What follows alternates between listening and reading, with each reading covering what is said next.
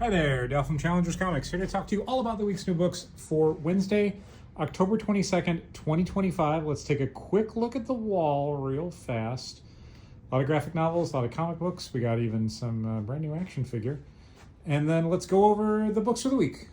This is one of those release weeks where there's not really a huge new number one that I think we're going to want to put in a lot of people's hands. Some good books we'll go over in a second. But in lieu of that, how about a really good jumping on point for Justice League Unlimited? One of my favorite superhero books on the stands. This is an issue by Mark Waid and Dan Moore, the regular creative team. And this is a huge DCKO tie-in. As the major characters of the Justice League are participating in DCKO, Mr. Terrific has to put together a team that can face a completely different foe who's taking advantage of the whole DCKO experience. In case you can't tell from the cover, that includes Tim Drake, Batman Beyond, Harpoon Hand Aquaman, Electric Blue Superman, plus a whole bunch of other weird characters from across the DC universe, from previous eras and future eras and all sorts of fun stuff. This is a great jumping on point. It's just a really fun superhero comic. If you're reading DCKO, I think you're going to get a lot out of it. If you're not and you just want a good Mr. Terrific-led superhero story, this is that too. The new number one series for the week are mostly going to be clustered around the Age of Revelation books. We've got, this is our third or fourth week.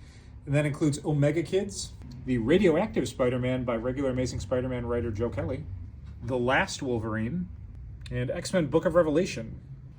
Returning series for the week, we've got a new issue of Absolute Wonder Woman with guest artist Mateus Bergara, who did Step by Bloody Step and Coda, just beautiful stuff. Issue 6 of Exquisite Corpses, another great issue in this really fantastic horror series. I guess it's a horror series, it's like slasher film stuff, right? Standalone issue of Fantastic Four.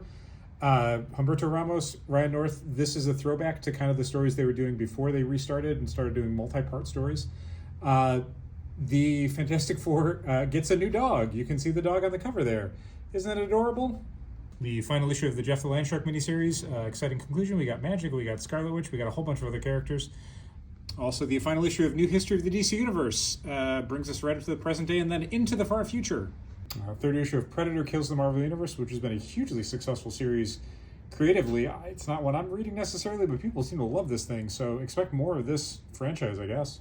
Second issue of Skinbreaker, the brand new Robert Kirkman, David Finch book. First issue sold out. And then a trio of Ultimate books. We got Ultimate Spider-Man, the penultimate issue. The concluding issue of Ultimate Spider-Man Incursion, which I guess leads back into Miles Morales Spider-Man, so if you're not reading that, you may want to check it out.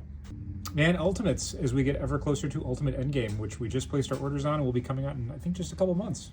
And that pretty much does it for the comics this week. Almost everything else is either something we don't order a ton of for the shelf, or a one-shot, or both. We've also got a ton of cool graphic novels this week. But again, nothing that's necessarily going to be the huge, like we've got a huge stack of them and everyone's going to want to read this, but plenty of good stuff for all sorts of discerning comic fans. Hopefully you're getting a good look at this and you're seeing a whole bunch of stuff you want to grab out of Alcatraz hardcover. Definitely coming in for that. And that's going to do it for the week. Thank you so much for watching. Keep reading comics.